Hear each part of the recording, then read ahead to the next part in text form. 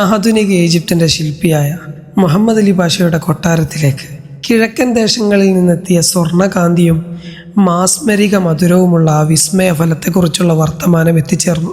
അങ്ങനെ 1825 ഇന്ത്യയിൽ നിന്നും ശ്രീലങ്കയിൽ നിന്നും ആദ്യമായി കൊതിയൂറുന്ന ആ മാങ്ങാ തൈകൾ ഈജിപ്തിലേക്ക് കപ്പൽ കയറിയെത്തി.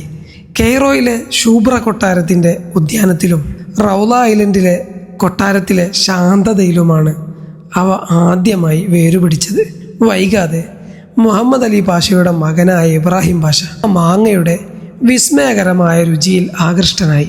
കൊതിയൂറുന്ന മധുരം നാട്ടിൽ കൂടുതൽ പരക്കണമെന്ന് അദ്ദേഹത്തിന് തോന്നി. അങ്ങനെ അദ്ദേഹം വീണ്ടും ഇന്ത്യയിൽ നിന്നും സിലോണിൽ നിന്നും 30ഓളം വ്യത്യസ്ത ഇനം മാങ്ങാ തൈകൾ വരുത്തി. ഇന്നത്തെ ഐൻ ഷംസ് സർവകലാശാലയുടെ കാർഷിക കലാലയം സ്ഥിതി ചെയ്യുന്ന ഷൂബ്രയിലെ ആ കൊട്ടാരത്തിൻ്റെ മണ്ണിൽ മാങ്ങാ തൈകൾ വളർന്നു പന്തലിച്ചു. കാലം അങ്ങനെ മുന്നോട്ട് പോയി. ഇതിനിടയിലാണ് ഈജിപ്ഷ്യൻ ദേശീയ നായകനായ അഹമ്മദ് ഒറാബി പാഷയുടെ ജീവിതത്തിലെ മറ്റൊരേട് വരുന്നത്.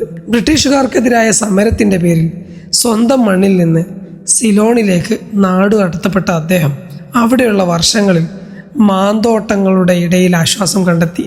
മാങ്ങയുടെ മധുരം നുണയുമ്പോൾ അദ്ദേഹം സ്വന്തം നാടിൻ്റെ ഓർമ്മകളിൽ മുഴുകി. വർഷങ്ങൾക്ക് ശേഷം 1903 നാട്ടിലേക്ക് തിരിച്ചു വന്നപ്പോൾ ഈ മാധുര്യം തൻ്റെ നാട്ടുകാരും അറിയണമെന്ന് അദ്ദേഹത്തിന് തോന്നി. അങ്ങനെ അവിടുത്തെ മാങ്ങാ തൈകളും കൂടെ കൂട്ടിയാണ് ഒറാബി പാഷ തൻ്റെ സ്വന്തം മണ്ണിലേക്ക് തിരിച്ചെത്തിയത്.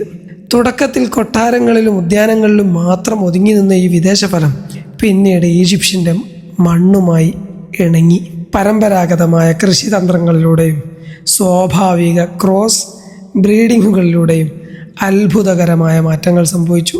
നൈൽ നദിയുടെ ഫലഭൂയിഷ്ടമായ മണ്ണും ഇസ്മായിലിയയുടെ പ്രത്യേക കാലാവസ്ഥയും ചേർന്നപ്പോൾ ഇസ്മായിലിയ മാങ്ങയുടെ സ്വന്തം തലസ്ഥാനമായി മാറി. ഇന്ന് ഇസ്മായിലിയ അടക്കമുള്ള പ്രദേശങ്ങളിൽ മാത്രം ഔദ്യോഗികമായി 200ഓളം വ്യത്യസ്ത ഇനം മാങ്ങകളാണ് കൃഷി ചെയ്യപ്പെടുന്നത്.